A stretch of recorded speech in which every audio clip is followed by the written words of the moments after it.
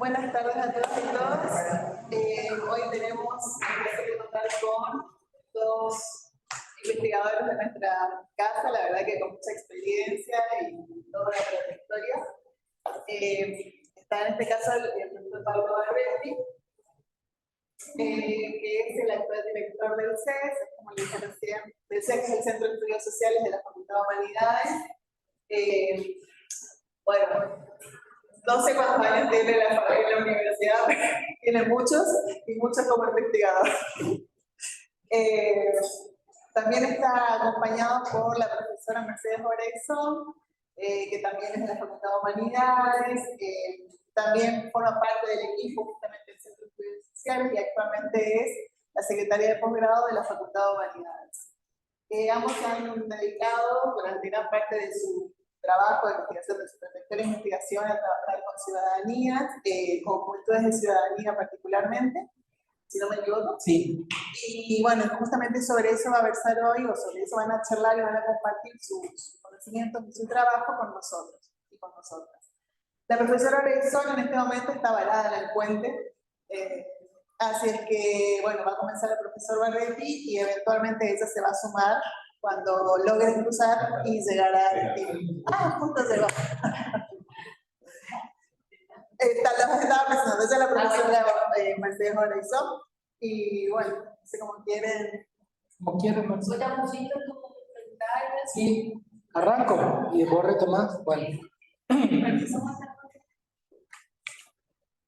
Bueno, buenas tardes a todos, a todas, a todos. Como me presentó Vero, mi nombre es Pablo Barbetti. Yo trabajo en la UNA, en varias facultades, en la Facultad de Humanidades, en la Facultad de Ciencias Económicas, en la carrera de Relaciones Laborales, que esa es mi carrera de base disciplinar. Y vengo trabajando hace bastante tiempo sobre todo lo que es la temática de juventudes y de las políticas públicas, sobre todo esto de pensar cómo los estados piensan algunas intervenciones destinadas a los jóvenes. En el caso específico de esta cátedra, yo lo que voy a presentar son los contenidos que ya los venimos trabajando en la cátedra hace bastantes años, o sea que a los del equipo les va a aburrir un poco porque es el mismo contenido, pero bueno, vamos a tratar de darle una vuelta de tuerca y de actualizar algunas discusiones, pero que tienen que ver específicamente con las juventudes, las políticas públicas y la ciudadanía. Después de esta presentación va a venir Mercedes, que ella va a trabajar más conceptualmente de qué hablamos cuando hablamos de ciudadanía y algunas discusiones generales. Acá la idea es, un poco lo que yo quiero traer es como revisar cómo se está pensando o cómo se viene pensando desde las políticas públicas el enfoque de derechos en relación con lo que se plantea en la cátedra, con el enfoque de derechos humanos y qué es esto de la ciudadanía juvenil, cómo ver o discutir el tema de los jóvenes en tanto con los ciudadanos y ciudadanas. ¿Querés pasar a la siguiente?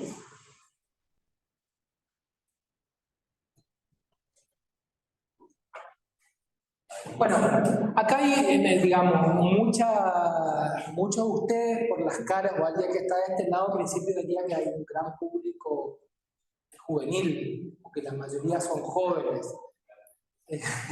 La cuestión acá, en todo caso, es como punto de partida ponernos de acuerdo respecto de qué es de qué hablamos cuando hablamos de juventud, o de juventudes, o de jóvenes. Y al principio uno, cuando menciona el concepto, genera una representación, una idea de los jóvenes vinculado a qué. ¿A qué se les ocurre cuando hablamos de las juventudes y las jóvenes? ¿A qué se asocia la palabra? A la edad. O sea, digamos, ¿cuándo podríamos decir que una persona es joven?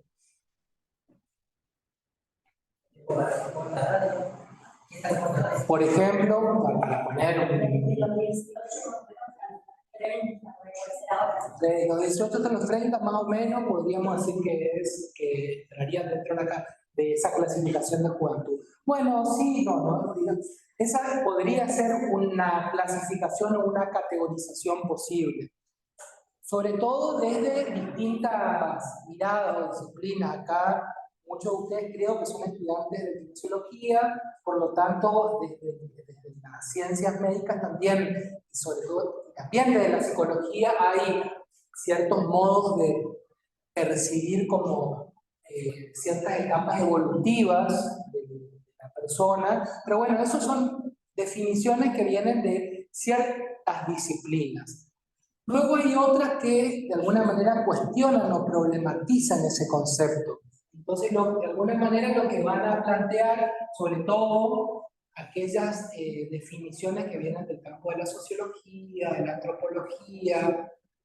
La sociología y la antropología de por sí son campos científicos que cuestionan o problematizan y tratan de mirar críticamente todos los conceptos, entre ellos los de juventud. Entonces, un poco lo que se va a pensar desde estas miradas más sociológicas del campo de las ciencias sociales es esta idea de decir, bueno, hay muchas definiciones posibles de lo que entendemos por juventud.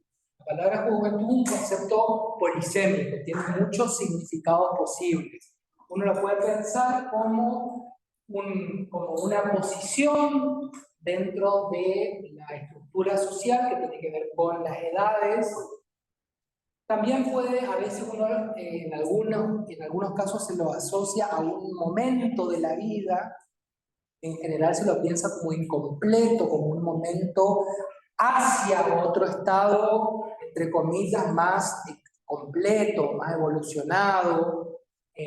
Por lo tanto, la juventud sería como una especie de momento de transición en el que uno se prepara para. Bueno, eso es como otra idea que se asocia a la idea de juventud. La generación, el concepto de generación también se asocia a la juventud en el sentido de pensar a la generación como un grupo de sujetos que comparten un momento histórico particular. Por lo tanto, como comparten ese momento histórico particular, tienen ciertos valores, ciertas miradas del mundo parecidas. Vieron que se habla de la generación X, Z, bueno, no me acuerdo cuáles otras hay que tienen que ver con formas de sociabilidad en determinados momentos históricos, pero también hay una mirada de las juventudes que tiene que ver más con esta idea de pensarlo como una construcción social. ¿Qué quiere decir esto de la construcción social? Que aquello que se define como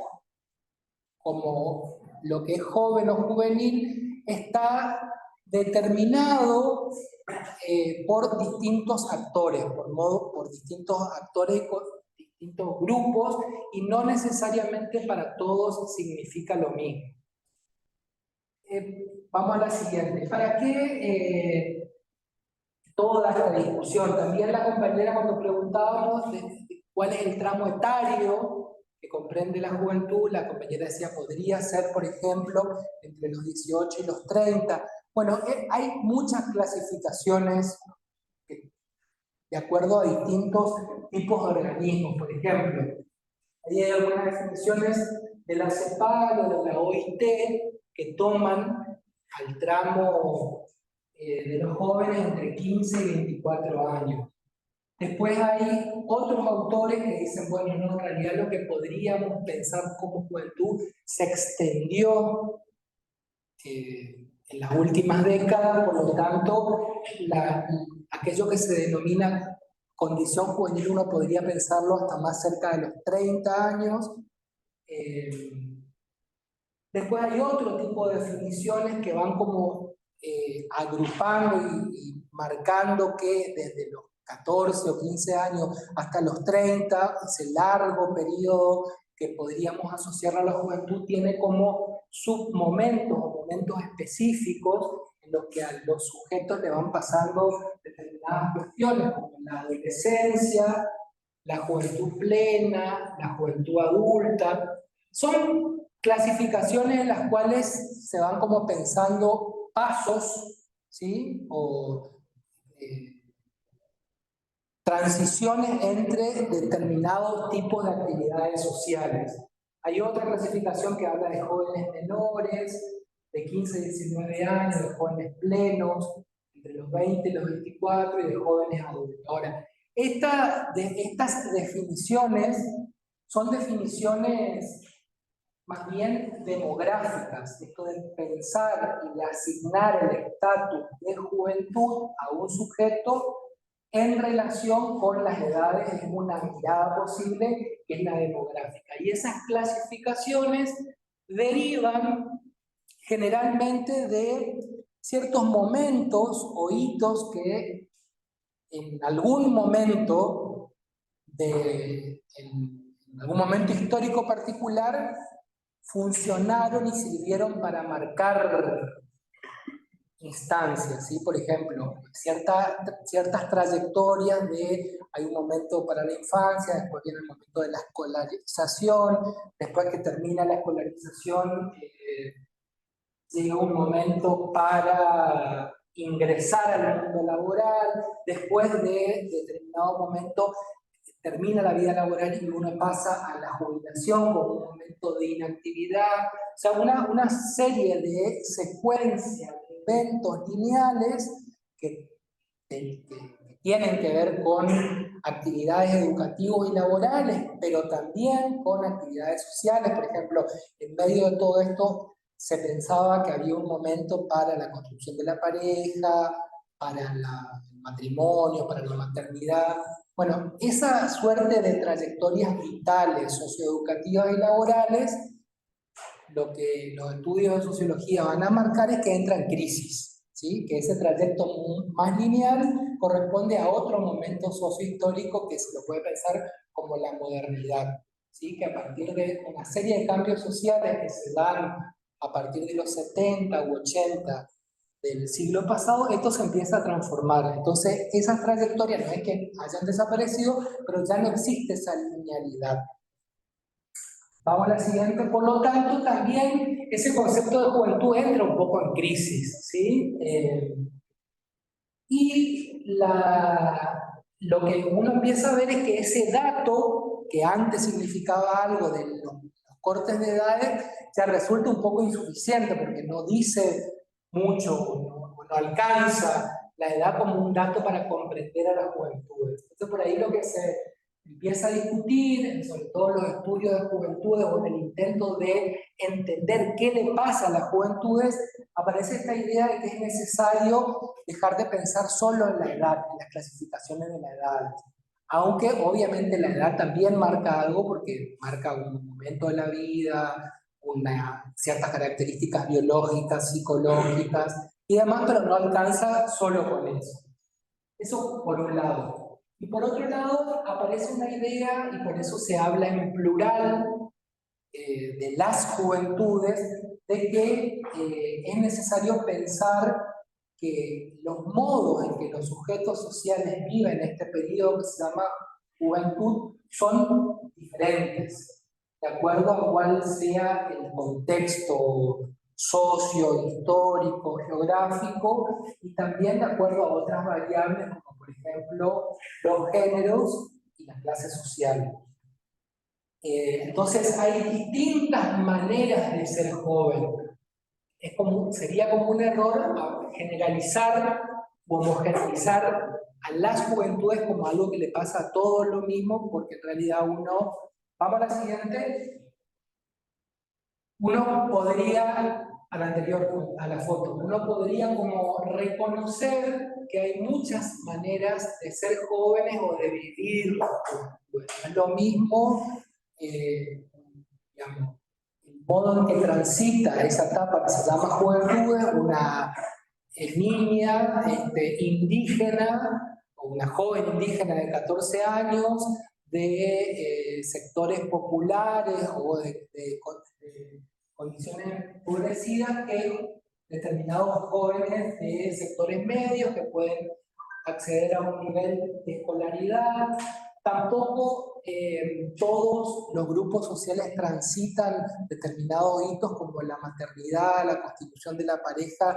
en el mismo momento y del mismo modo. Por lo tanto, no conviene esto de homogeneizar la idea y de generalizar y de atribuir ciertas características a los jóvenes en general, sino más bien lo que siempre es muy importante, sobre todo cuando pensamos en trabajar con jóvenes, es comprender la multiplicidad de situaciones en las que viven estos sujetos que denominamos, que los podemos pensar como jóvenes, y cómo esto condiciona también los modos de vivir en un momento particular. Ahora sigo con la siguiente.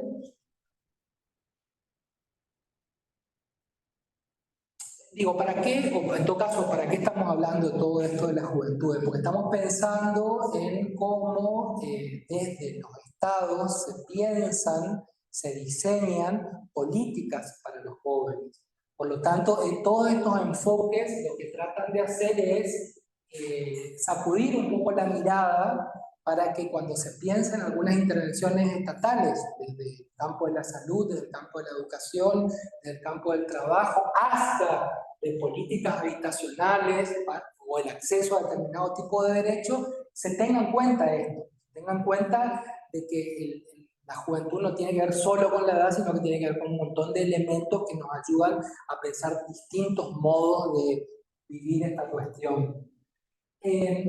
Otra limitación que tiene que darnos cuando pensamos en la juventud es solo en la cuestión de las edades, tiene que ver con, y eso todavía persiste, muchas veces al pensar en la juventud y conceptualizar lo que son los jóvenes, persiste una mirada adultocéntrica, ¿sí? ¿Qué es el adultocentrismo?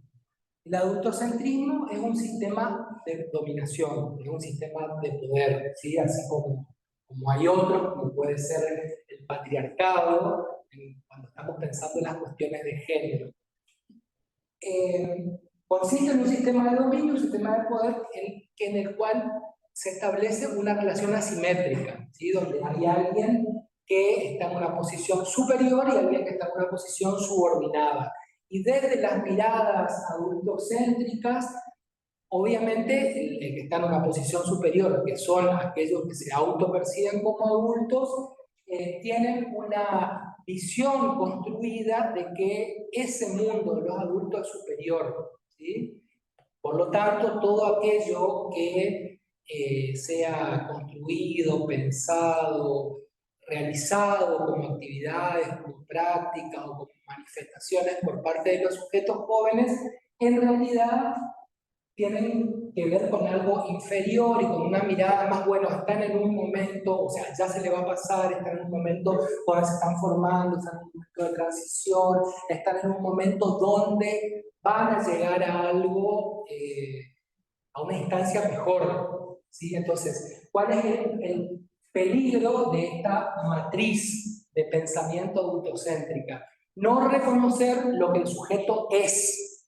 Los jóvenes son, piensan, sienten, tienen determinados intereses, desean determinadas cuestiones, requieren acceder a determinados derechos. Entonces no están en un estado de transición a nada, están en un momento de la vida en el cual necesitan que se les reconozca cierto derecho. Por ahí la mirada autocéntrica lo sitúa solo en un lugar de estar en un momento de tránsito.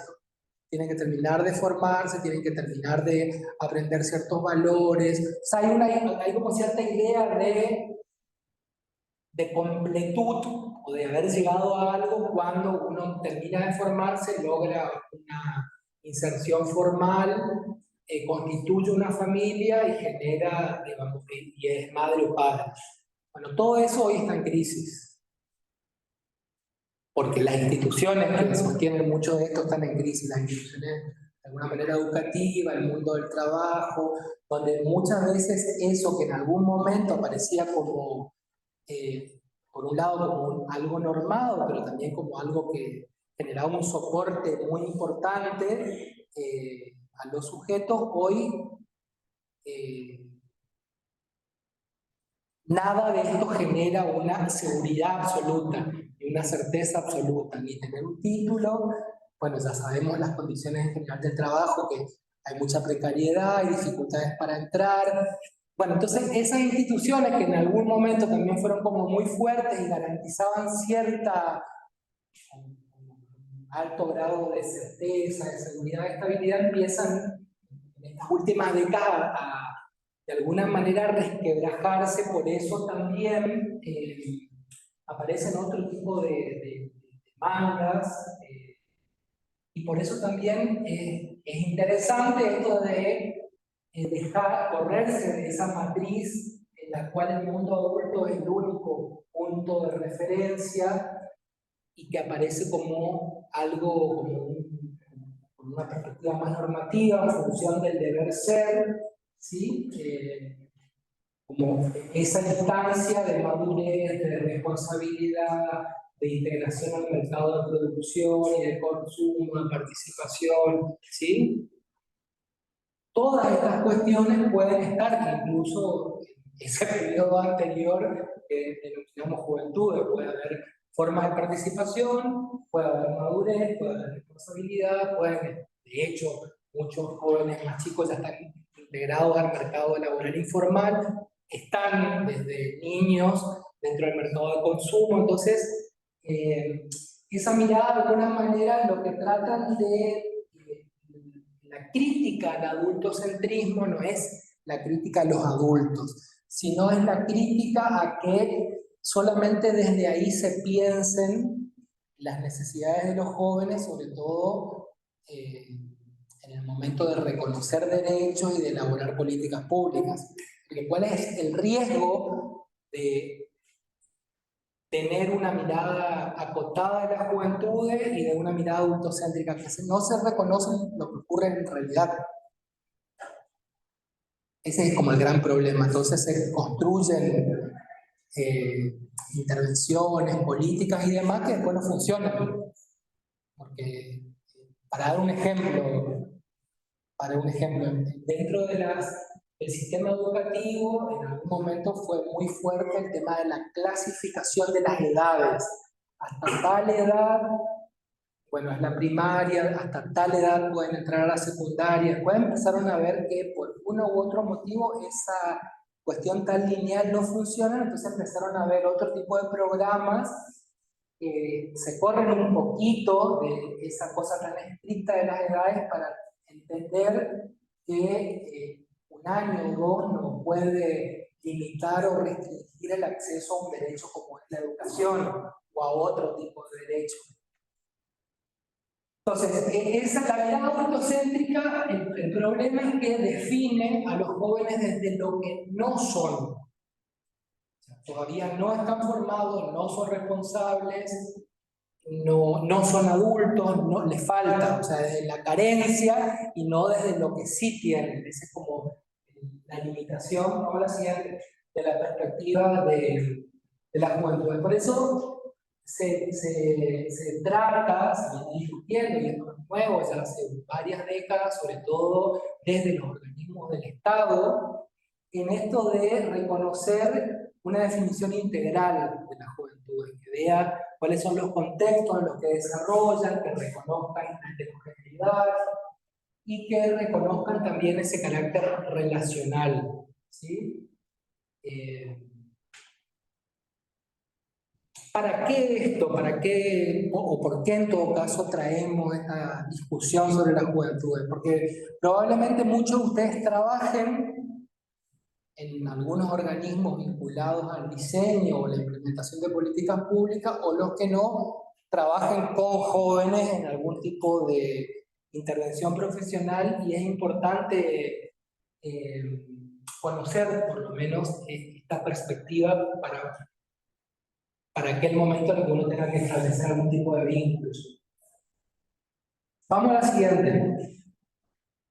Entonces, ese cambio de mirada, ¿sí? Este cambio de mirada tanto de las juventudes como de las niñeces, como sujetos de derecho, se vienen trabajando ya hace varios años, ¿sí? Y se vienen tratando de trasladar o incorporar en los modos de comprender las políticas, las prácticas políticas. Y también esto se tradujo a un montón de programas y proyectos que forman parte de las políticas públicas, ¿sí? Hay una autora, y después le vamos a dejar un libro que trabaja las políticas de juventudes en Argentina. Ahora se me acaba de ir de la cabeza el nombre, ahora me va a ir. Una investigadora muy joven argentina que hace un trabajo interesante de revisión en las últimas 2 décadas de todas las intervenciones nacionales del Estado en educación, trabajo, proceso de participación, donde mira cómo desde el Estado se vienen tratando de atender un montón de problemáticas que tienen los jóvenes. Con mayor o menor éxito, también marcando cuáles son algunas de las grandes carencias, entre esas el tema del hábitat, de las viviendas, ¿sí?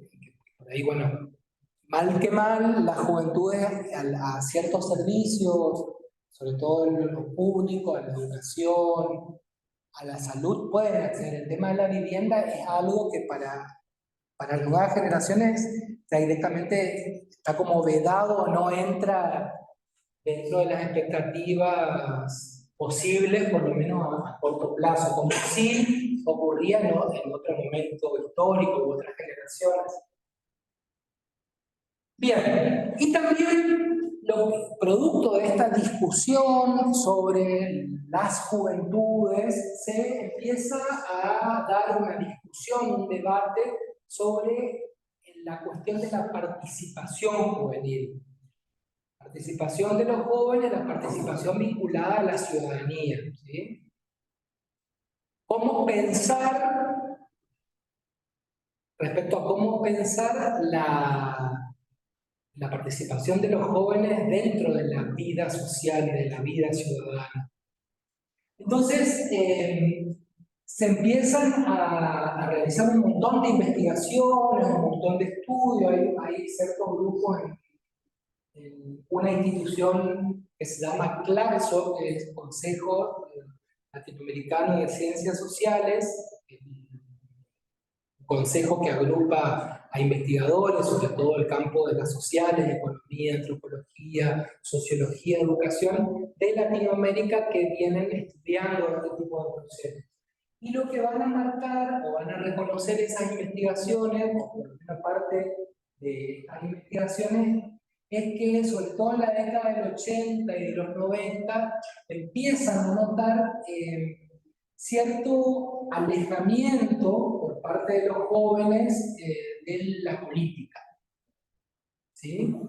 Cierto desinterés en participar, algún grado importante de desmovilización, cierta imposibilidad de organizarse colectivamente para generar algún tipo de reclamo o de movilización.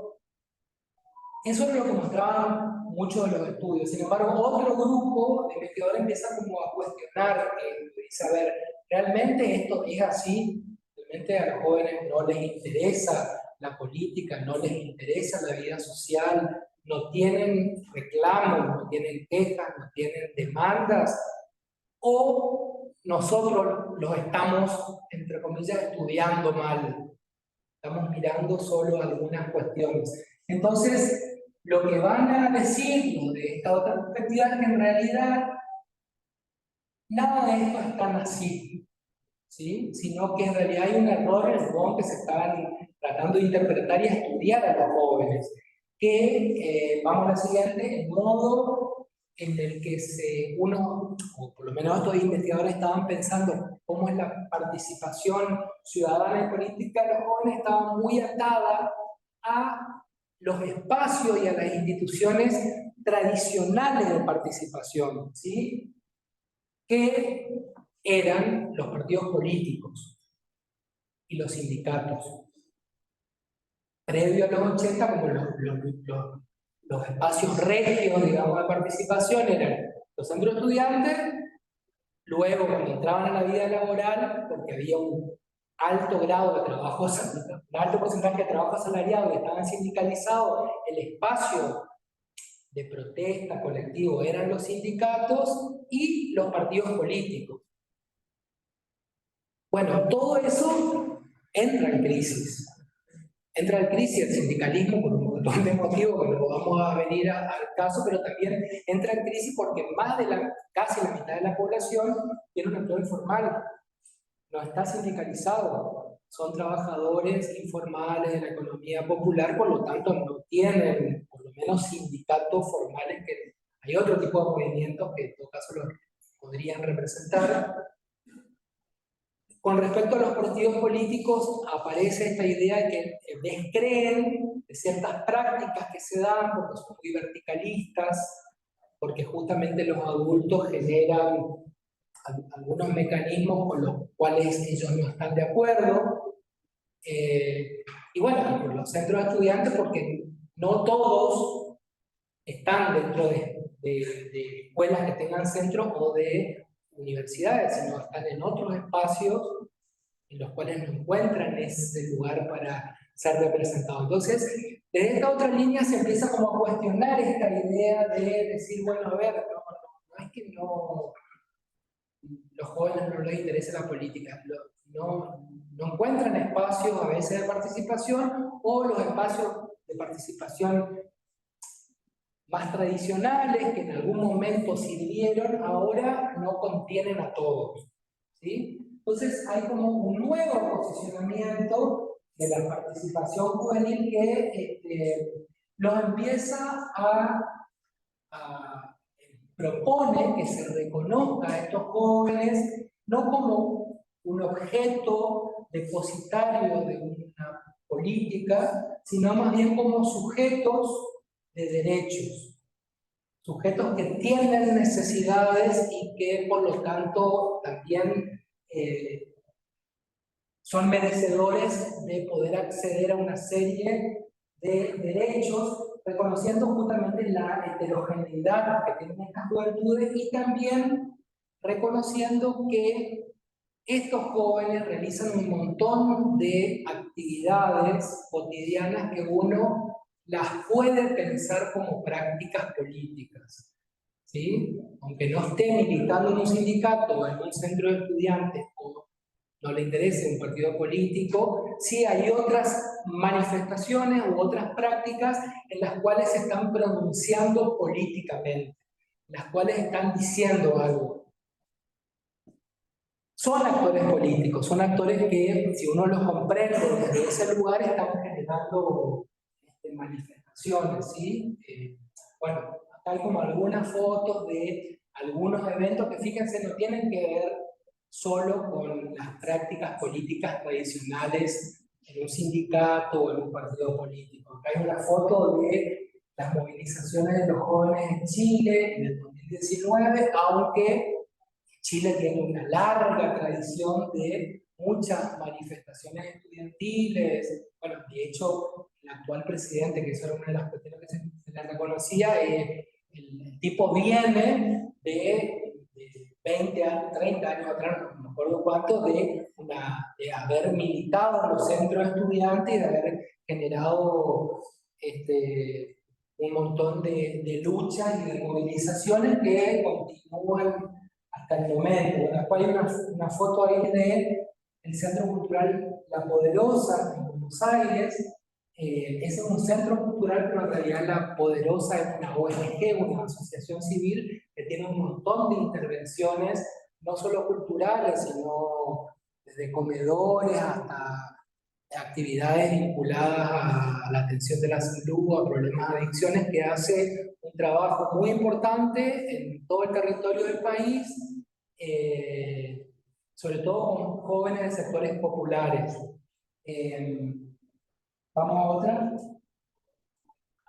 Ahí hay una foto de lo que se conoce como la marcha de la gorra en Córdoba, que es una marcha que se hace una vez al año, que es muy reconocida y muy significativa, yo no me acuerdo bien en qué año, pero que obedece a digamos, la primera marcha se genera en repudio a una práctica de la violencia policial, donde no solo que pusieron presos, sino que mataron a un joven. A partir de ahí se empieza a generar toda una movilización que se sigue sosteniendo. O sea, a partir de la movilización logran un montón de reivindicaciones donde frenan y donde regulan el accionar violento de la policía cordobesa.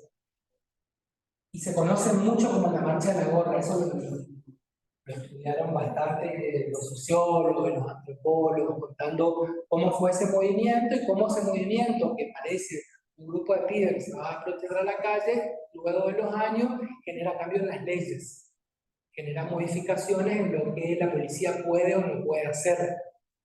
Vamos a la siguiente. Bueno, esto es una foto más reciente, para muchos de ustedes más conocida, porque de esta foto se llenó en las redes, que fueron todas las, digamos, el movimiento feminista, las distintas movilizaciones del movimiento feminista, pero sobre todo las intervenciones de lo que se denominó Marea Verde a favor del aborto legal, seguro y gratuito. Más allá de la posición que cada uno de ustedes tenga respecto de estar a favor o no de esto, lo que sí estaba claro, que aparece fuertemente en términos políticos, es que esa modificación de la ley y ese logro fue impulsado por los feminismos en general, pero especialmente por las mujeres jóvenes, ¿sí? Es lo que generó ese tipo de transformaciones en términos de participación y de práctica política, que no lo hace hoy por hoy, que difícilmente lo hagan otros movimientos u otros colectivos, como un sindicato y demás, ¿sí? O sea, lo novedoso de este movimiento tenía que ver con cómo se masificó, cómo pudo generar el acceso a lo que aparecía en este sector reclamado como un derecho, y cómo ese movimiento estaba conformado, constituido, la mayor fuerza tenía que ver con las chicas jóvenes, ¿sí? Vamos al siguiente. Esta es una foto de la Semana del Orgullo Disidente, esta foto de resistencia, pero bueno, el movimiento de orgullo disidente o gay, o todo lo que es el movimiento LGTBIQ, se viene también realizando hace muchos años, pero la cuestión de la diversidad identitaria en relación con los géneros aparece mucho más instalada, legitimada, reconocida también en los últimos años, y esto no tiene que ver, de nuevo, solo con, tiene por supuesto que también tiene que ver con una posición del Estado, en el reconocimiento de la diversidad, con la creación de estructuras y demás, pero se trata de transformaciones culturales que fueron promovidas desde procesos de movilización y de participación de los sujetos, en este caso afectados o que se sentían afectados por una falta de reconocimiento de una identidad de género, identidad sexual diferente. Y donde también es muy significativo que en todas estas transformaciones culturales la mayoría son jóvenes, ¿sí? Ahí aparece como otra connotación de lo juvenil. En general lo joven uno lo asocia más a la transformación, a la ruptura, a los cambios, ¿sí? La idea generacional de alguna manera también aparece como esa idea asociada que los jóvenes son quienes generan modificaciones. No, eso también es una construcción, porque también hay gente de 60, 70 años que puede estar militando y generando transformaciones culturales, sociales y demás, pero sí, es cierto, uno podría decir que en determinadas edades donde hay mayor impulso, ímpetu, disponibilidad de tiempo u otros motivos por los que hay cierta capacidad de mayor militancia, resistencia. Vamos a la otra. Entonces, todo esto es para mostrar que se trata de que las formas en las que los jóvenes participan, generan y manifiestan sus intereses, sus deseos, sus demandas y sus quejas trascienden aquellas formas tradicionales, como podría ser un partido político o qué sé yo, un sindicato.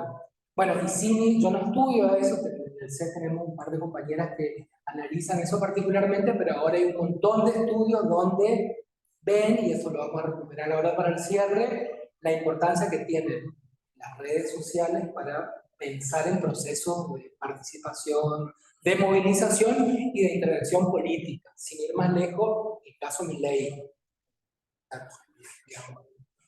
Lo que la mayoría dice es que el crecimiento en la intención de voto tiene que ver con un adecuado uso de las redes y de poder llegar a determinados sectores a través de esos medios que otros sectores políticos no lo vieron, digamos, no vieron que era el modo de llegar con algún tipo de mensaje más allá de la posición que cada uno de ustedes pueda tener respecto de este candidato, pero ahí aparece todo otro debate de una participación política en relación con un candidato que genera mucha sorpresa en todos los sectores. Entonces, desde esta nueva mirada, lo interesante es reconocer que los jóvenes también son ciudadanos y que generan un montón de prácticas que pueden ser pensadas como prácticas políticas. La gran crítica que se le hace a todo este enfoque es que todo este enfoque reconoce a los jóvenes, los piensa como sujeto de derecho, pero hay una gran distancia entre la declamación o la enunciación o el reconocimiento formal de ser sujeto de derecho al acceso real a esos derechos por parte de todos los sectores. Esa es la gran deuda, sobre todo en Latinoamérica, ¿sí? La brecha entre el reconocimiento formal y las situaciones reales. Y esa es la gran crítica que muchos intelectuales hacen hoy a los progresismos de América Latina. Cierta emergencia de posiciones más de derecha tienen que ver con un cambio global, pero también tienen que ver con una limitación que tuvieron los gobiernos progresistas para poder garantizar todos los derechos, aunque haya promovido el acceso a muchos a otros. El otro día compartieron en el grupo de un sindicato que lideramos nosotros, que es Codiura, que es el consejo docente, ese artículo de Bernstein. ¿Cómo es? Feirstein. Bueno, donde justamente planteaba esto, digamos, planteaba esta cuestión de la necesidad de los gobiernos más progresistas de hacer una autocrítica de aquellas cosas que no hicieron, pero no solo de las que no hicieron, sino de no quedarse solo en el discurso que todo lo que hicieron es correcto, digamos, sino de decir, bueno, hay cosas que no se lograron, por eso aparecen los problemas que aparecen. De hecho, vamos a la siguiente. Esto fue muy fuerte, sobre todo en los jóvenes, en el contexto de pandemia. Quedó muy en evidencia el tema de la diversidad de juventudes y de las desigualdades sociales en el contexto de pandemia. Uno de los grupos más afectados fueron los jóvenes y fueron los jóvenes pobres, ¿sí? Porque son los jóvenes que no tenían un trabajo en relación de dependencia, por lo tanto no podían quedarse en su casa, son cuentapropistas y demás, por lo tanto tenían que seguir trabajando, aún en una condición de asco. Fueron los más desfavorecidos en términos educativos porque no disponían de toda la tecnología para poder seguir sosteniendo una educación a distancia, digamos virtual, y porque además son aquellos, aunque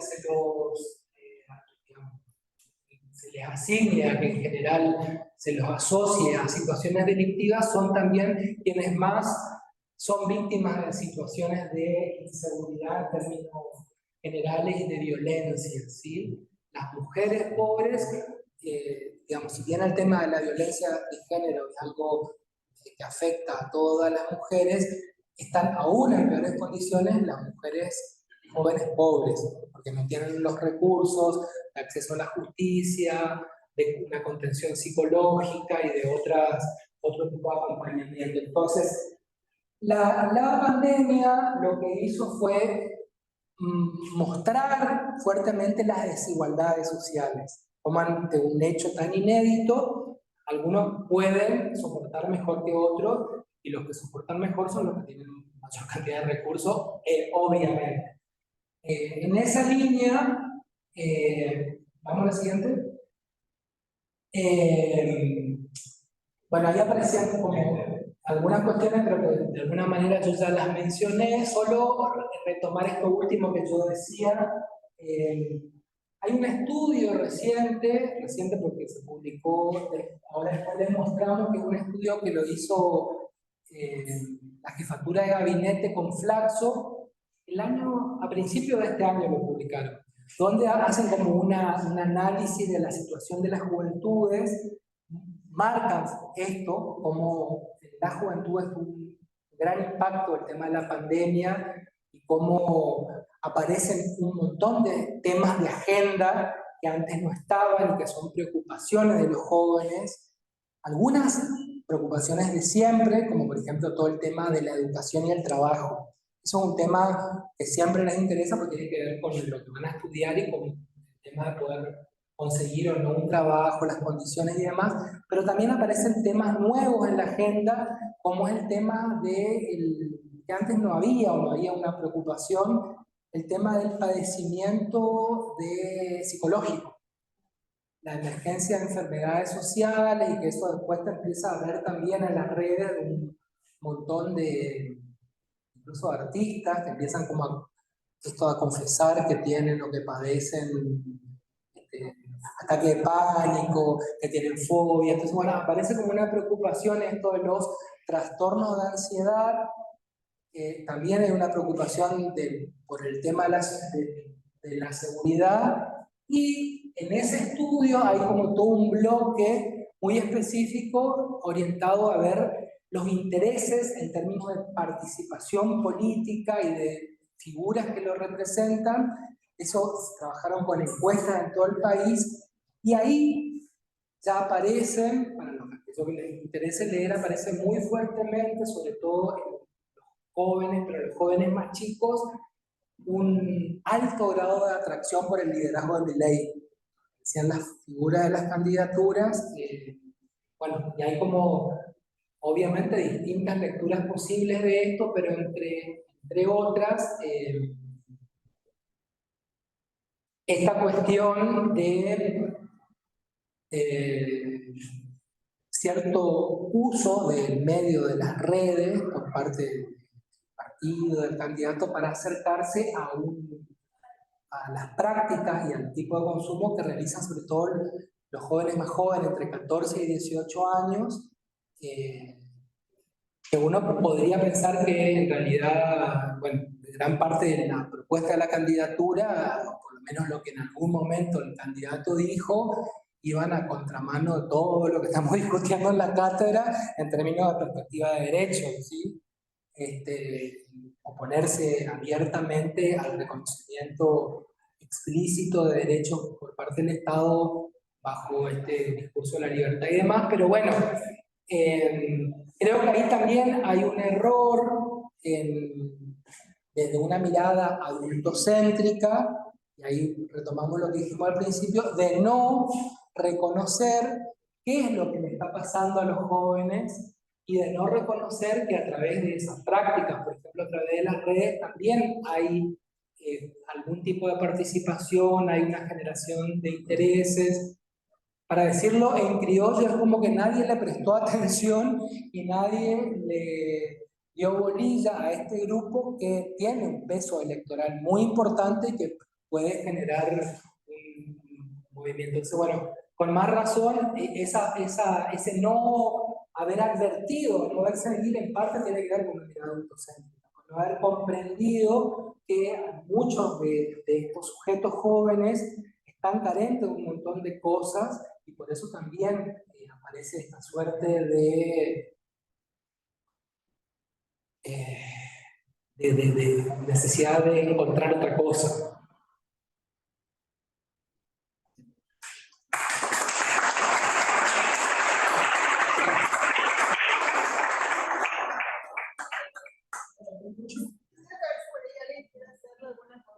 ¿Alguna pregunta, alguna observación antes de pasar por eso? ¿Alguien quiere hacer un comentario? No, está bien. Hay una cosa que a mí me pareció muy interesante, particularmente que les quiero compartir, que me gustó mucho de la presentación, es, de alguna manera, digamos, estamos, vos habías hablado de que había como hay una crisis justamente, ¿no? En cuanto a este paradigma autocéntrico, donde los jóvenes, particularmente de los 80 en adelante, que son creo la mayoría de ustedes, creo que habrán nacido en el 2000, ¿puede ser? ¿Sí? Yo nací antes del 2000. Esta cuestión de poner en cuestionamiento las instituciones tradicionales, como vos habías planteado, el centro de estudiantes, después también el sindicato, y el tercero eran los partidos políticos. Sí. Pero no deja de preguntarnos, no deja de plantearme que en realidad esa crisis también hay que pensarla de una manera compleja porque de alguna forma estamos todos o sea que no es que todas las instituciones tradicionales están en crisis, sino que por ahí hay que repensar totalmente qué aspectos, digamos, de esas instituciones modernas están en crisis que son las que no responden a las necesidades de los jóvenes ahora. No, y también por esto mismo que aparece fuerte en ese estudio que se publica ahora, que fue a partir de una encuesta nacional, donde uno podría decir, podría haber como un alto grado de decepción de la educación y del trabajo, sin embargo, a los jóvenes lo que más les interesa, lo más les preocupa, es la cuestión educativa y el trabajo, porque quieren poder terminar una carrera o una formación y quieren poder trabajar. Entonces, entran en crisis, me refiero a que ya no tienen no garantizan cierta certeza de movilidad social ascendente que a lo mejor hace 40 años atrás sí aseguraban. Entonces, bueno, yo me recibo de una carrera universitaria y sé que voy a poder hacer una trayectoria laboral, mayor consumo. Pero, digamos, por supuesto que sigue posicionando mejor para el acceso a un montón de beneficios y por supuesto que eso es muy significativo, muy importante, sigue siendo algo que interesa y que preocupa mucho. El tema es cómo desde estas instituciones ven lo que les ocurre. Por ejemplo, en otro estudio que estábamos haciendo, las juventudes en Argentina hoy, la mayoría estudia y trabaja. Son muy pocos los que solamente pueden estudiar. Y las instituciones universitarias todavía tienen problemas para poder entender eso, tienen un montón de problemas. Tenemos pocos recursos en general, pero de poder esto de facilitar al cursado para que estudie y trabaje. ¿Sí? Ahora con la virtualidad se abre como toda una posibilidad, allá de que algunos resistan y demás para eso, pero... Hay mucho que trabajar ahí también. Claro, por eso, hay mucho para trabajar, pero de eso tiene que ver con esto de mirar las juventudes, tiene que ver reconocer qué es lo que les ocurre y no seguir sosteniendo una oferta con ciertos horarios donde en realidad de 100 van a poder cursar 2. Acá está Esa es la publicación que les comentaba, se llama Las Juventudes Hoy, subida un poquito desde este año. Fue publicado por la Jefatura de Gabinete con Saxo, se hizo las encuestas en todo el país, de hecho hay una encuestadora que lo hizo acá en Corrientes, es de comunicación social. La verdad que es muy interesante porque muestra esto, como con datos concretos, cierto panorama de las juventudes hoy, nos permiten como no quedarnos en miradas prejuiciosas o en estereotipos. Bueno, muchísimas gracias.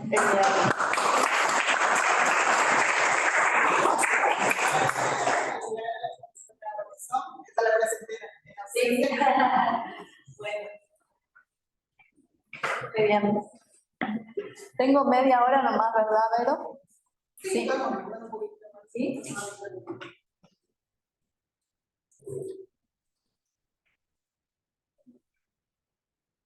Bueno, no sé si Vero les contó que como Pablo yo trabajo en la Facultad de Humanidades y en el Centro de Estudios Sociales de la UNE que dirige Pablo. Dentro del Centro de Estudios Sociales, hace mucho tiempo yo vengo trabajando una línea que es sobre construcción de ciudadanía, participación y subjetivación política.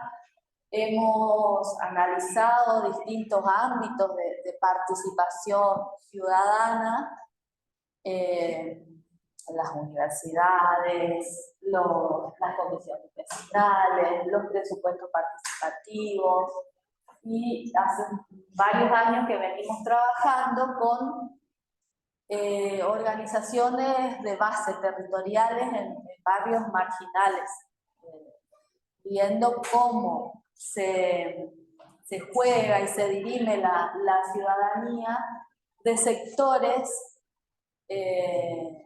marginales o sectores populares que no suelen ser considerados como ciudadanos plenos, ¿no? Pero bueno, lo que hoy quería compartir con ustedes era, en realidad, la idea es si podemos empezar a reflexionar en este contexto político tan significativo. ¿De qué se trata la ciudadanía? ¿Cuál es la relación con los derechos y con la participación? Yo tengo muchas preguntas que me gustaría planteárselas para ver cuál es su mirada respecto de estas cuestiones. ¿Cómo creen, qué es ser ciudadano primero para ustedes? ¿Cómo definirían a la ciudadanía, la condición de ciudadano?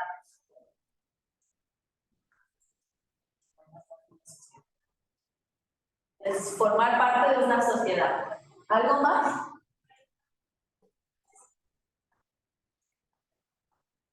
Pero digamos, como actor activo, Exactamente. ¿Y qué definiría a un sujeto políticamente activo en una sociedad? Que aporte algo a la sociedad. Bueno, puede ser en términos económicos, en términos productivos, sociales. ¿Sí? ¿Qué otra cosa define al ciudadano o a la ciudadana para ustedes? Que tenga derechos. Justamente por ahí va a empezar a ir nuestra reflexión o problematización de la ciudadanía en la clase de hoy. ¿Y qué derechos tiene un ciudadano?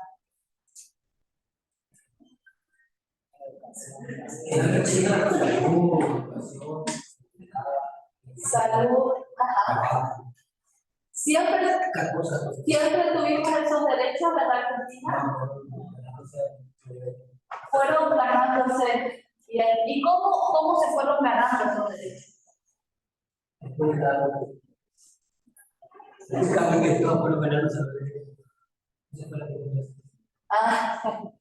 Bueno, sí, esta clase va a conectar muchísimo con lo que se vieron en las clases anteriores, mucho con lo que trabajó Rudy sobre las distintas generaciones de derechos.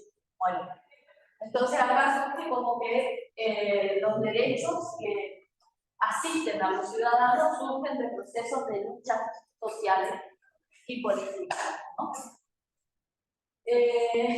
Bueno, fíjense, este es el texto que hoy mencionaba Pablo, que es sobre la crisis de los progresismos. en este contexto en el que aparece un Milei y en el que los análisis políticos no llegaron a ver la fuerza que iba a tener en un sector de la población caracterizado mayormente por jóvenes, pero no solo por jóvenes, se empieza a pensar cuál es el efecto que hizo que Milei tuviera tanto apoyo en las PASO. Y entonces se empieza a hablar de las crisis de los progresismos y de la disputa, no creo que lleguen a ver ustedes ahí, entre derechas e izquierdas, ¿no? ¿Qué es para ustedes cuando se habla de derechas y de izquierdas? ¿De qué se está hablando? Son posicionamientos políticos aparentemente antagónicos, ¿no? El posicionamiento de derecha que dice y el posicionamiento de izquierda que sostiene. ¿A todos les suena esto de derechas e izquierdas? No a todos, porque son muy jóvenes, quizás no.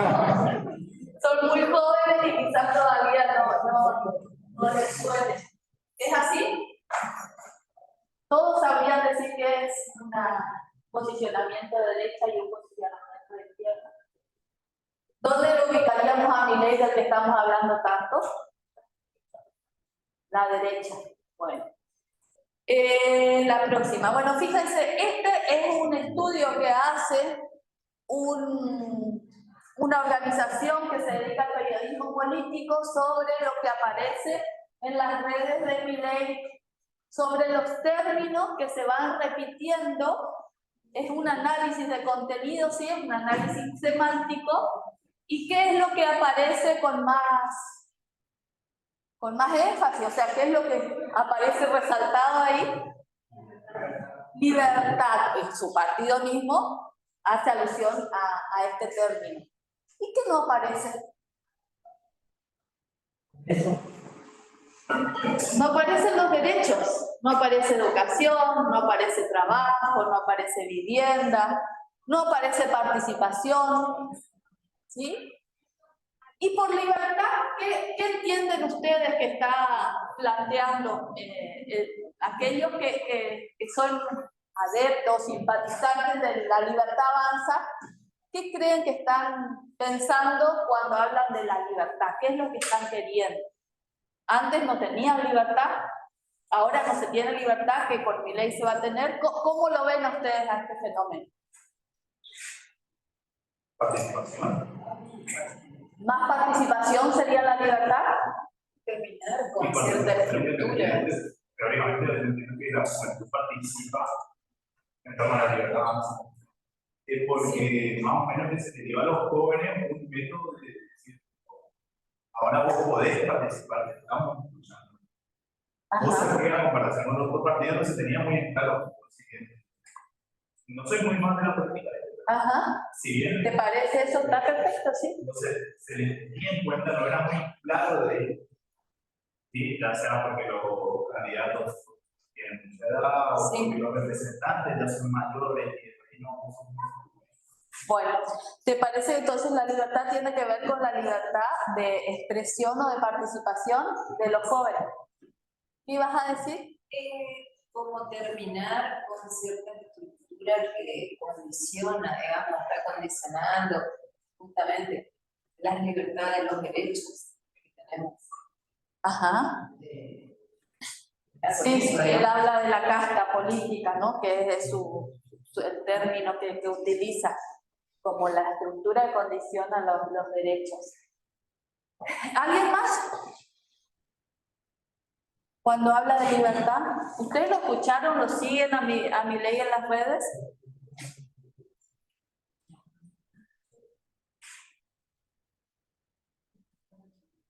Para ver de qué se trata la libertad, qué es lo que postula la idea de los llamados libertarios.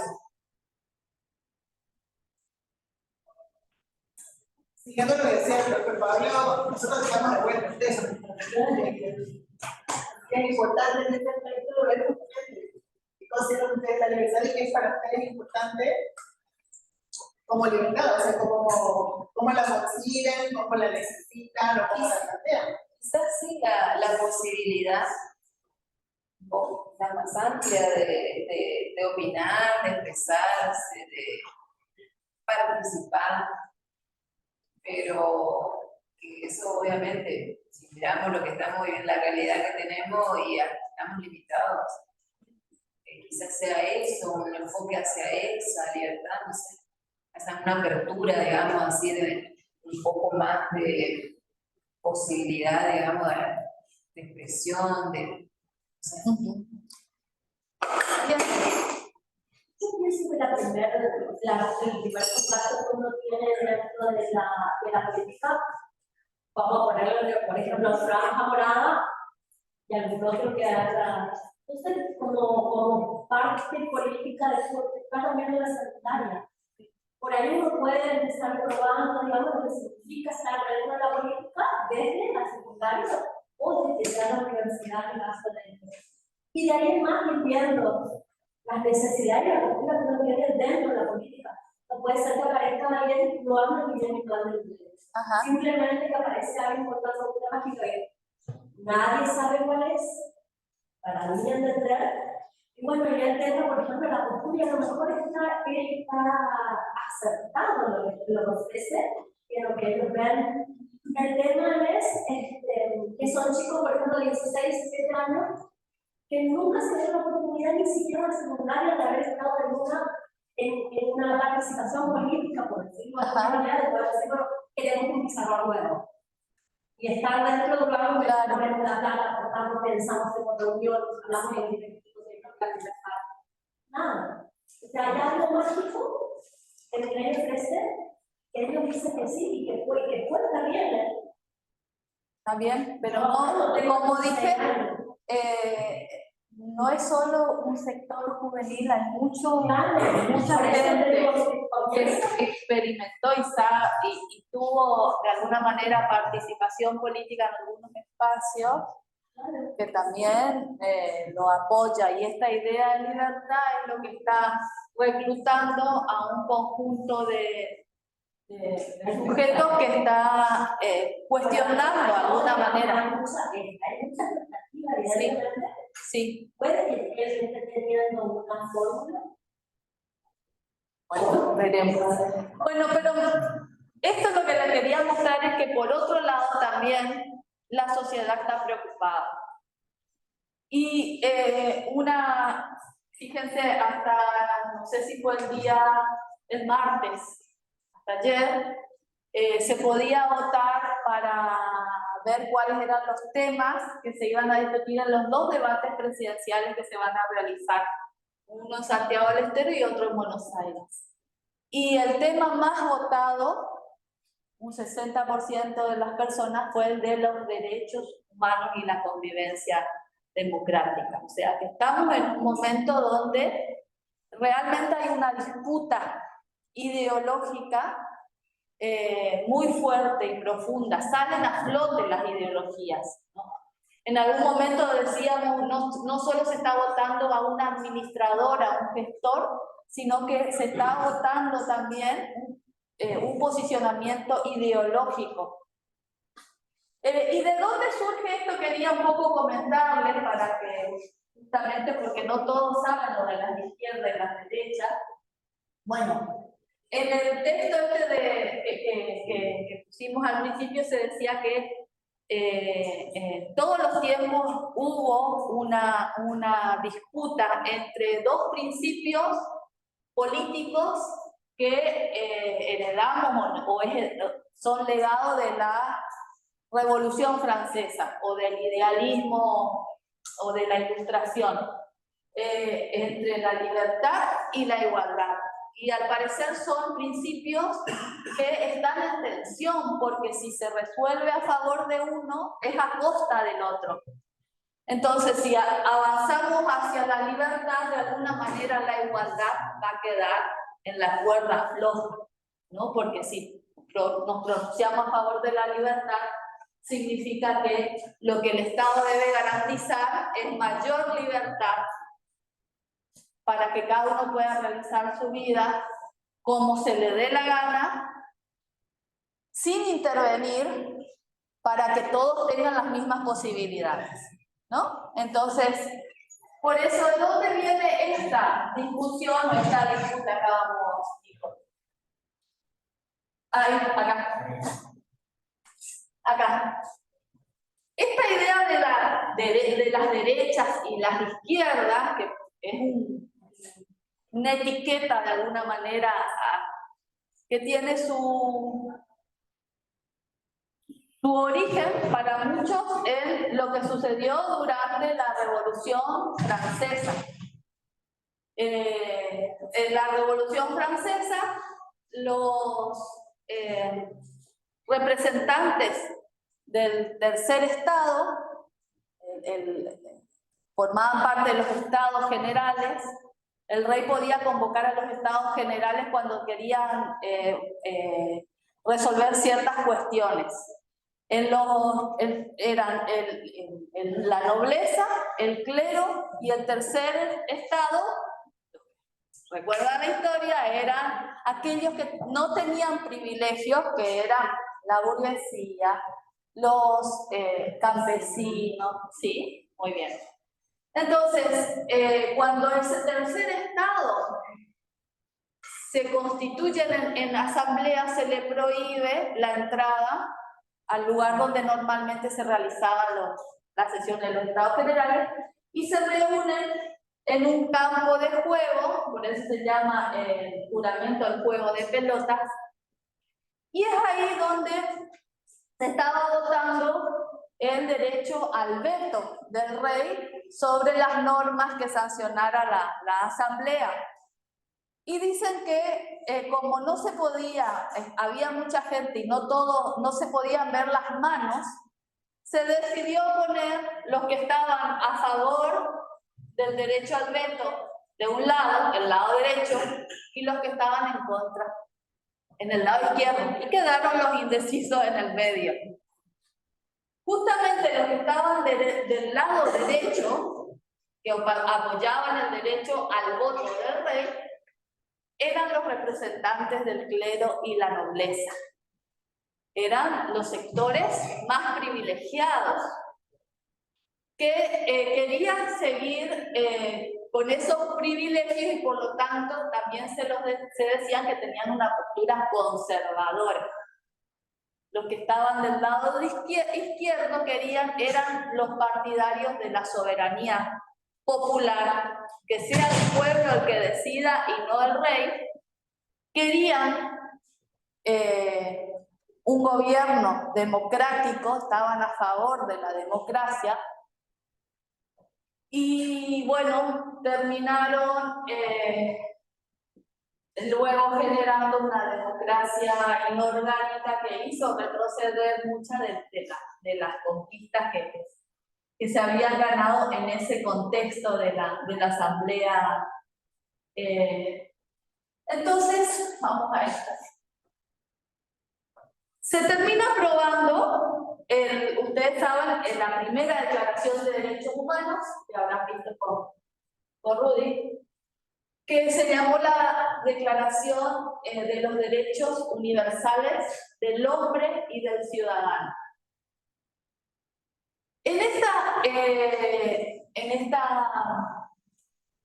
declaración podemos ver dos fuentes normativas que van a dar origen a los posicionamientos políticos de los que veníamos hablando. Por un lado, el naturalismo, que supone que todo derecho es anterior a la ley y que los derechos son intrínsecos al hombre y por lo tanto son inalienables. Pero estos derechos se manifiestan en libertades. En la libertad de no intromisión, justamente tiene que ver con la libertad, la propiedad privada, la seguridad, la resistencia a la opresión, y luego se van a ir agregando nuevos derechos como el derecho a a la libre expresión, a la libre circulación. Y entonces acá se dice, en qué consiste los derechos naturales, que tienen que ver con que se puede hacer todo aquello que no perjudique a los demás. Por ello el ejercicio de los derechos de cada hombre tan solo tiene como límite los que garantizan a los demás. El Estado lo único que debe garantizar es que el derecho de uno no invada el derecho del otro, ¿no? Y la ley por eso solo tiene derecho a prohibir los actos perjudiciales para la sociedad. Nada que no esté prohibido por la ley puede ser impedido y nadie puede estar obligado a hacer algo que ésta no ordene. Hasta ahí lo que sería el ius naturalismo. Pero en esta misma declaración entra otra fuente de normatividad que pone en tensión esta idea de la libertad, porque si nos quedáramos con esta declaración, con estos primeros 5 artículos, diríamos que la primera de la Declaración de los Derechos pone el énfasis en la libertad. Pero acá se cuela la idea del contrato social de Rousseau, que afirma que la ley es la expresión de la voluntad general y que por lo tanto todos los ciudadanos, en ese momento no había ciudadanas, están obligados a suscribir ese pacto, personalmente o a través de su representante. Que todos los ciudadanos son iguales ante la ley y que cualquiera de ellos puede ser tanto gobernantes como gobernados. O sea, acá se declaran los derechos políticos.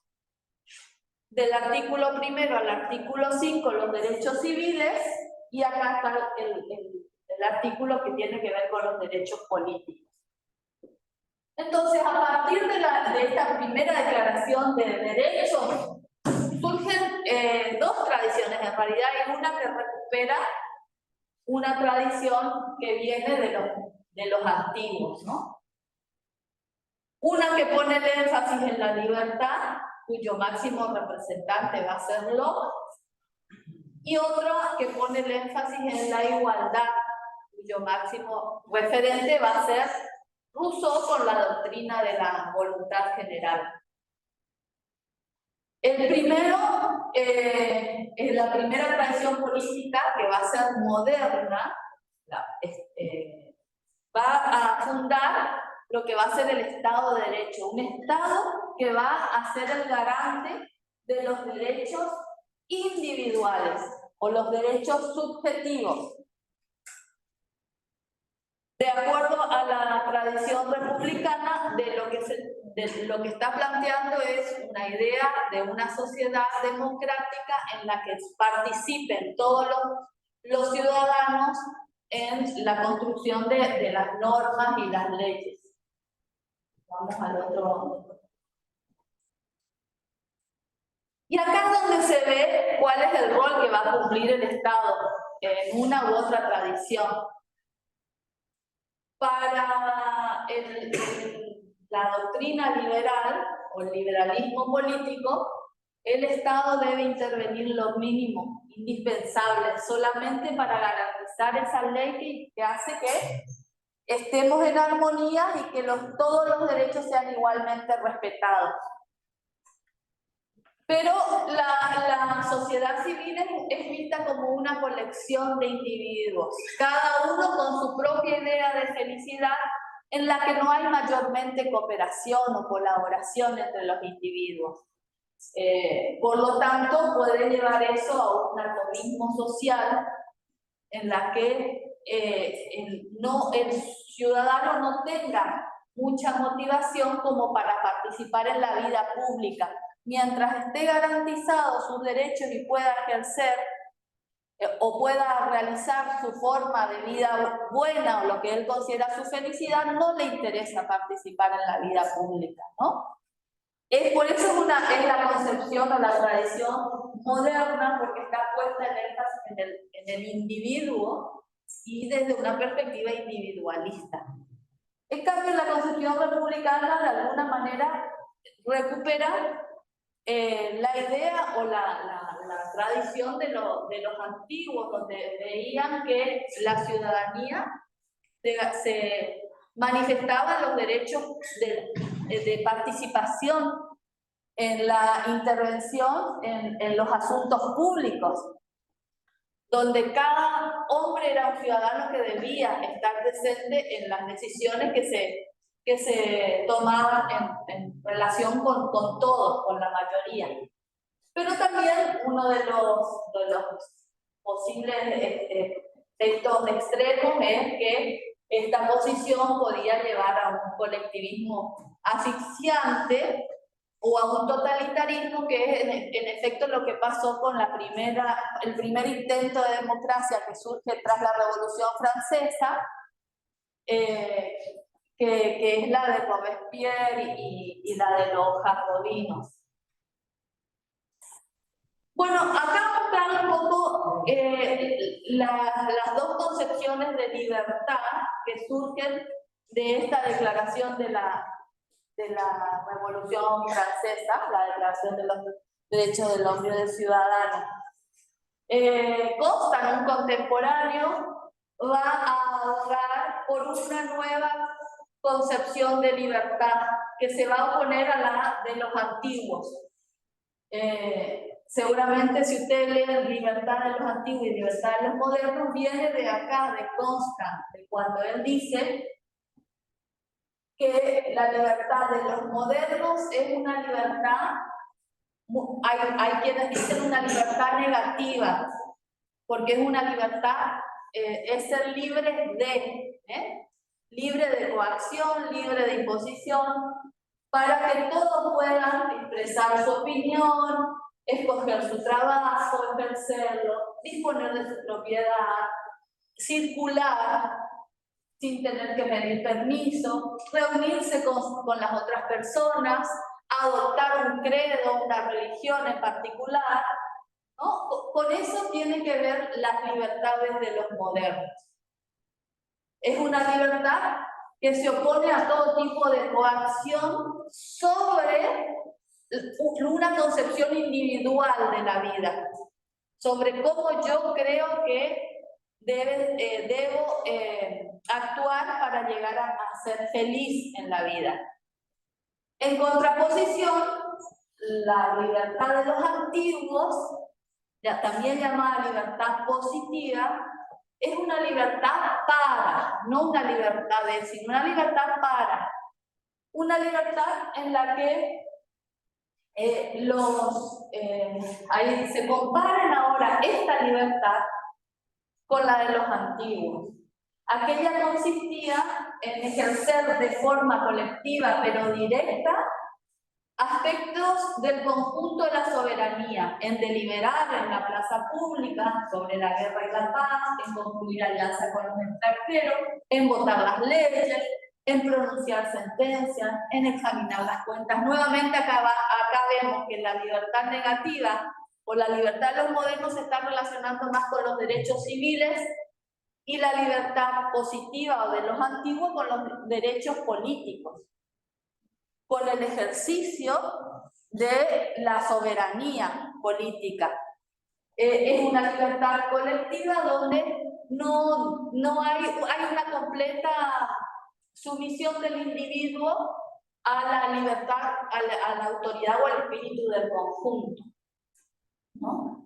Lo que está diciendo Constant, luego dice en este discurso, que no es muy extenso, es que en este momento esta libertad ya no es posible, la libertad de los antiguos, y que la libertad de los modernos en realidad es una conquista, porque ahora de lo que se trata es de que va a haber representantes para que los intereses de cada uno puedan ser tenidos en cuenta por el gobierno, ¿sí? A través de representación.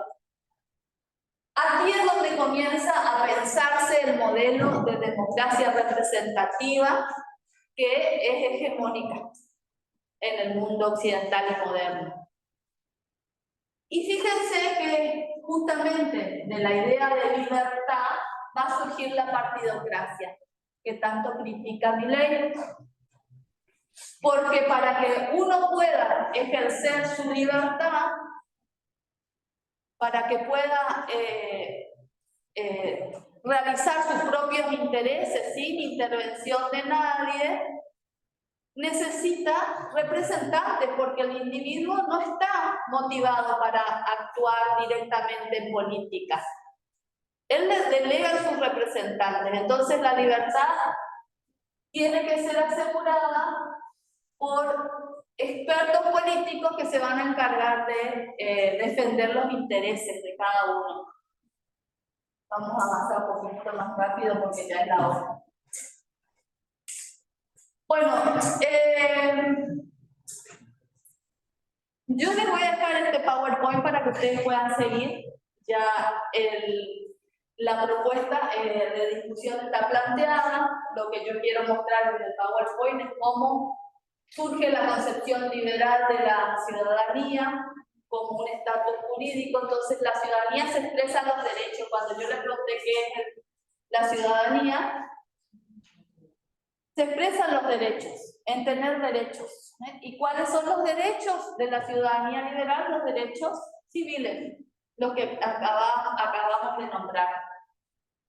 El ciudadano es visto como el único intérprete autorizado en cuestiones de felicidad, por lo tanto, el Estado no puede intervenir en las cuestiones que tienen que ver con esto. Deja en manos de los expertos políticos la defensa de sus intereses, y de lo que se trata es de que se garanticen amplias libertades civiles, pero libertades políticas restringidas, porque el liberalismo político va a ser un fuerte cuestionador de la participación popular, porque va a considerar que, así como decía Rousseau, que la ley debe ser expresión de la soberanía popular o de la voluntad popular, no todos van a decir los liberales, no todos los hombres van a tener la capacidad para llegar a una voluntad popular libre de intereses y de coacciones. Es solamente aquellos instruidos, aquellos que no sean dependientes económicamente. Por lo tanto, va a empezar a poner algunas restricciones al voto. A condicionar, sí. Entonces va a ser justamente ese fuerte condicionamiento va a ir acrecentando el poder de los partidos políticos. Porque la idea de una democracia participativa en sentido amplio es muy peligrosa para el liberalismo político. Bueno, pasamos a ver. Sí. Bueno, quedémonos ahí.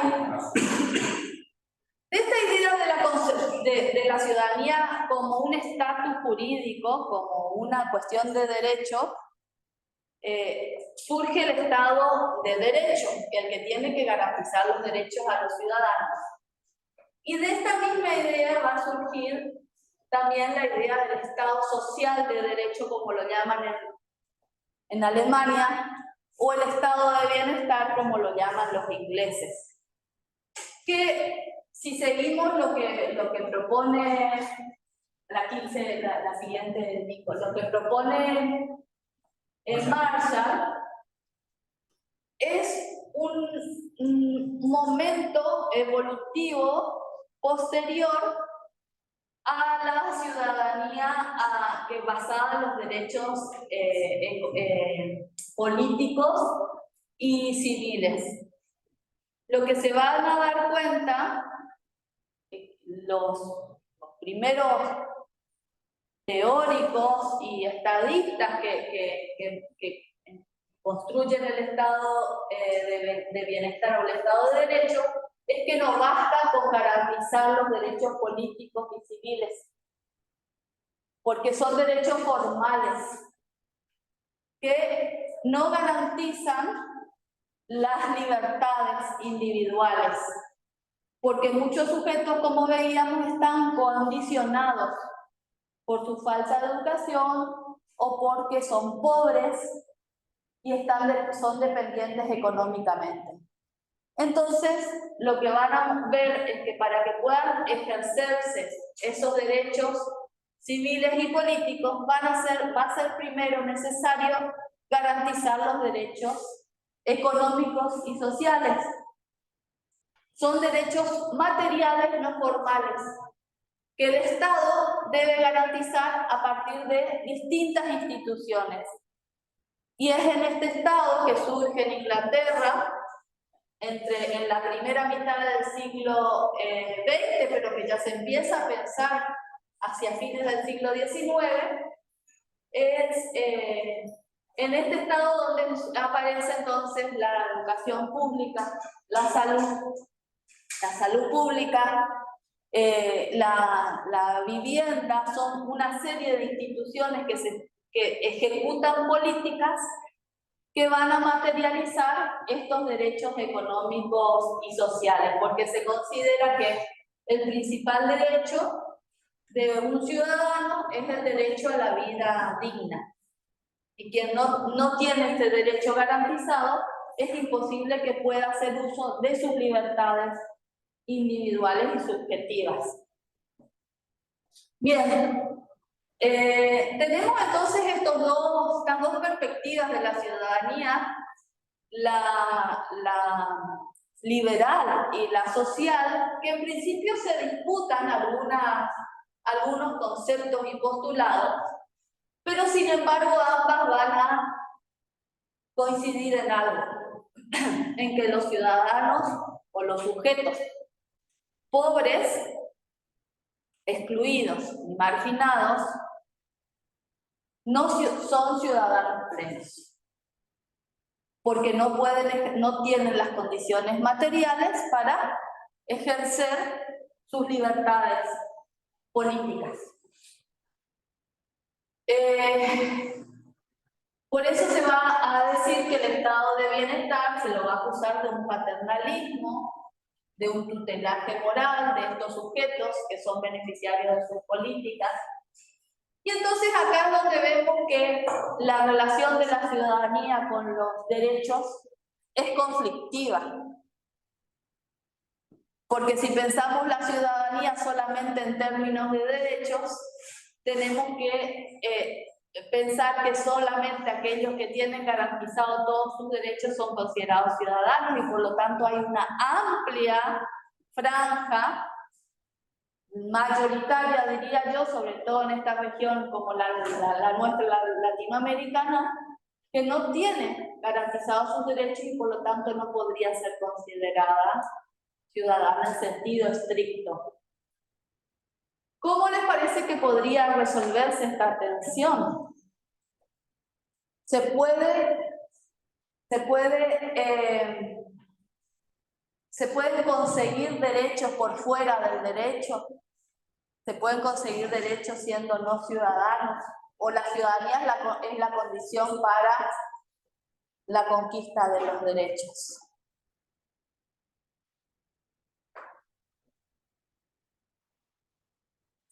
Ustedes en esta actual situación no serían ciudadanos plenos, no tendrían la ciudadanía plena, porque seguramente más de uno de ustedes depende de sus padres, no tiene casa, pero no tiene un trabajo.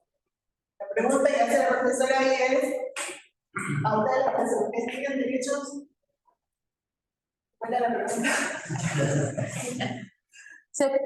La pregunta es ¿cuál es la relación entonces entre la ciudadanía y los derechos? ¿Es el derecho que otorga la condición de ciudadano? ¿Qué pasa cuando yo no tengo derechos?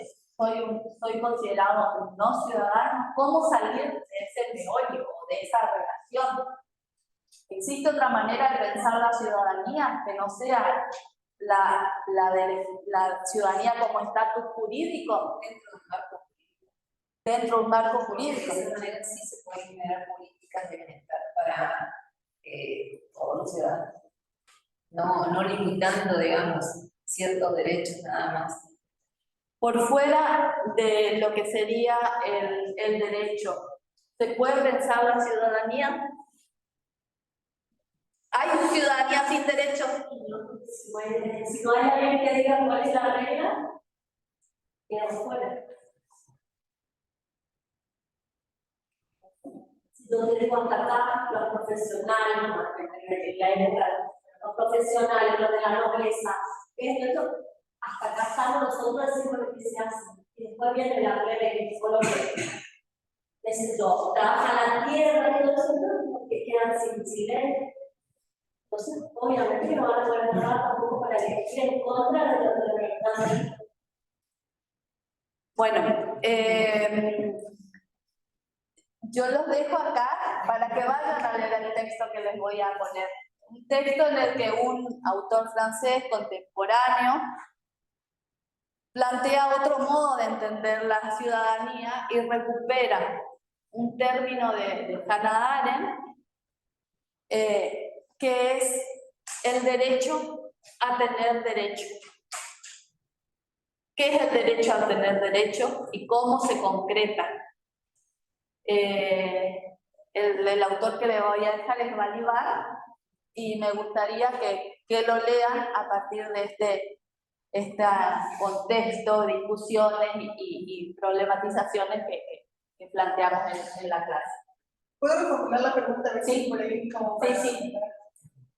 Bueno, tomando en cuenta esto, también en algún momento fui joven, también dependí de mi padre, también me pagaron mis estudios, y me la pregunta que yo me pregunto ahí, me pregunto esa reflexión es para pensar si por ahí nosotros, no somos más jóvenes, pero ustedes que son más jóvenes, por ahí no tienen esa visión, no cumplen con esas condiciones tradicionales, digamos, necesarias para ser ciudadanos plenos, según lo que decía la historia, ¿no? Lo que planteaba la profesora, esa noción histórica, de tener esa independencia, no personal.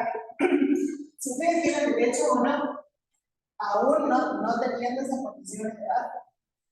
Creo que pasa por ahí, ¿no? Yo diría algún caso más extremo, porque en realidad yo en otras clases de ediciones anteriores de la cátedra trabajaba con una publicación que aparece en un sitio que luego apoyó todo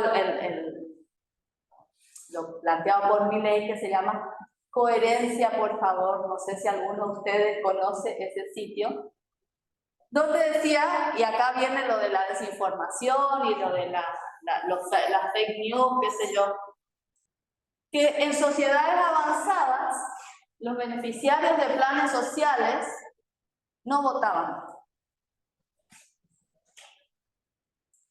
Y no tenían el derecho a votar, lo planteaban como algo de sentido común, que como no aportaban con su trabajo a la sociedad y porque dependían del Estado para vivir, no eran libres de poder elegir. Carecían de ese derecho. Claro. Entonces, fíjense eso. Eso no existe, o sea, lo plantean como que es así, pero no existe, una fake news. Pero dan a entender de que justamente para poder votar, elegir, uno tiene que ser independiente económicamente. O sea, están negando la condición de ciudadanía a aquellos sujetos que son beneficiarios de políticas del Estado, por ejemplo. Pero también podemos pensar en otros sectores marginados de la ciudadanía, como los migrantes. En Francia el gran problema es la migración, y Balibar, cuando trabaja sobre la no ciudadanía, está trabajando con casos de migrantes. Nuestros casos para pensar la no ciudadanía podrían ser estos sectores claro, los sectores populares que están viviendo por la ayuda del Estado, ¿no? Esa frase que le molesta tanto a Milei, creo que sirve para problematizar acá, que es donde hay una necesidad, no es un derecho. Digamos. Es interesante para pensarla, digamos, ¿no? Que también tiene como su historia en Argentina, y que viene a la pregunta que vos hacés, digamos, de lo que se puede pensar los derechos fuera del marco jurídico, y sí, porque toda esa tradición te viene diciendo donde hay reclamos, donde hay un grupo de sujetos, como lo que mostraba Pablo, que son Exacto. jóvenes, de ahí viene también, digamos, la producción de derechos, no es que siempre es de arriba para abajo, sino también es de abajo para arriba, ¿no? Pero justamente a este candidato le molesta mucho y es uno de sus argumentos más fuertes. En realidad, el punto de vista siempre, o sea, estamos acostumbrados, digamos, es piramidal. Pero sí, eso no quita de que de fuera, digamos, de ese marco, de esa estructura, se generen otras opiniones, ideas que puedan ser útiles y beneficiosas para todos. Justamente acá yo quería mostrar un poco que hay una relación circular entre pensar que la ciudadanía solo depende de los derechos, es un limitante, porque todas las acciones colectivas que son por fuera del derecho son las que permiten luego una ampliación normativa y concretar nuevos derechos, ¿no? Son las que permiten ampliar también la visión de la ciudadanía. Pero bueno, esto lo van a entender mejor cuando lean el texto de Balibar. Profe, si todos los materiales van a subir a la cátedra, ¿Sí? ¿Lo vamos a subir? Sí, sí, sí. ah, buenísimo. Sí, como siempre los materiales van a estar a disposición en el aula virtual. Vamos subiendo a medida que nos van pasando los profes, las sugerencias que nos hacen de lectura, las cosas que nos van acercando, así que sí, no les quepa la menor duda de cuando pasan nuestros cursos. Bueno, muchísimas gracias.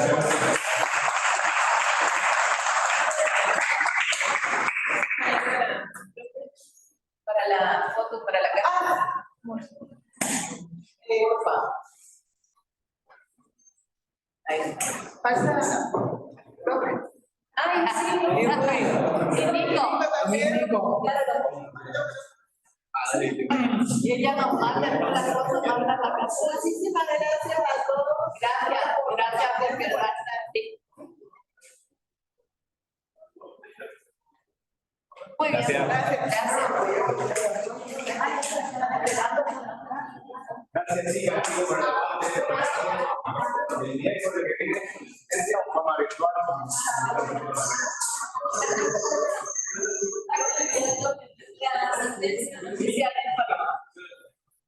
Pasando ya, sí.